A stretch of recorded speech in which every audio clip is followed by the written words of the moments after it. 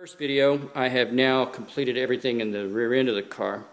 So here, after I get through with this short talking part of the video, I'll put a couple of before and after photos of the undercarriage. But let's get down here and see if we can give you a good look at this thing. What I've done under here is I pulled the rear end out.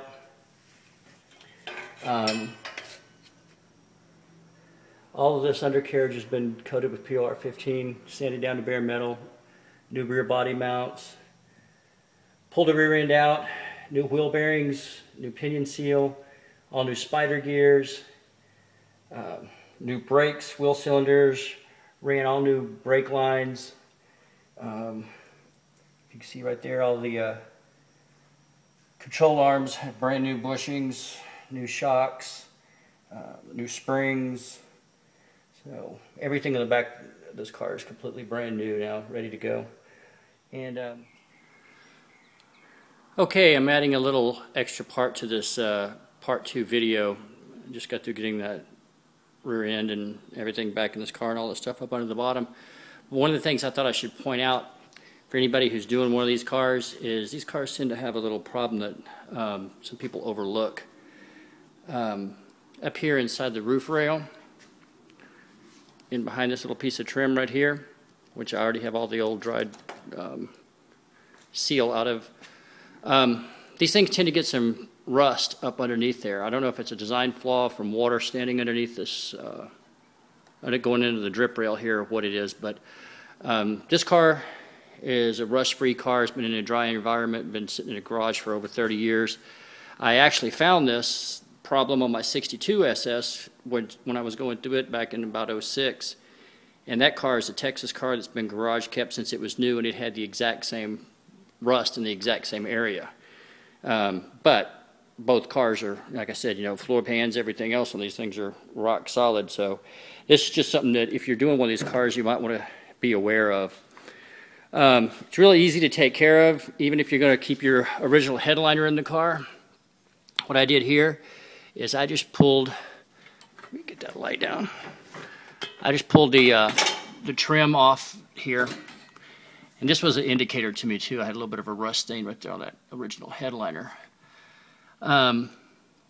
Apparently though, this car, when I pulled it apart, it was very, very superficial. Very, very little, just light surface rust is all it had. So it's really easy to take care of, as long as it hasn't, gotten out of hand or anything. On the 62, I had to take this piece of trim here off and sand and coat it with PR15 from the outside. This one here, I took that trim off and that's all solid. And up inside here, it just had some very, very superficial light surface rust.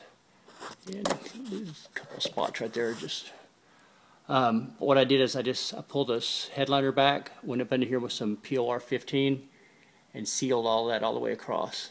So sanded it down, coated it with PR15, and now when I get through here, I'll take the original tacks, put some glue on this strip right in here behind here, and then put those original tacks back in this thing and put the piece of trim back on it. You'll never know that headliner was down. So just want to show you what the finished project looked like after we got that all that new roof rail weather stripping in there and got the thing put back together.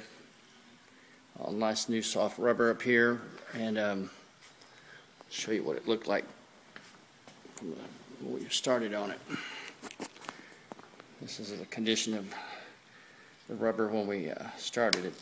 Just comes off and it's all dried and falls apart. But getting ready to start on this side. Go ahead and go up in there and check inside that headliner, make sure we don't have any rust up in there. But as I said last night, headliner tucked back up in there, glued back in and restapled.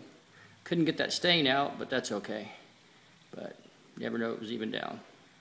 So getting ready to start on this side, and we'll see you soon. Okay, these are some of the before and after photos I was talking about. That's the undercarriage before and after.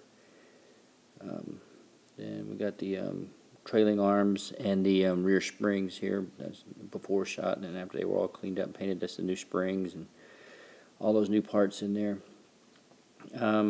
It's taken me about a month, a little over a month, to go between these videos. So be looking for number 3 here pretty soon, and we'll see you soon.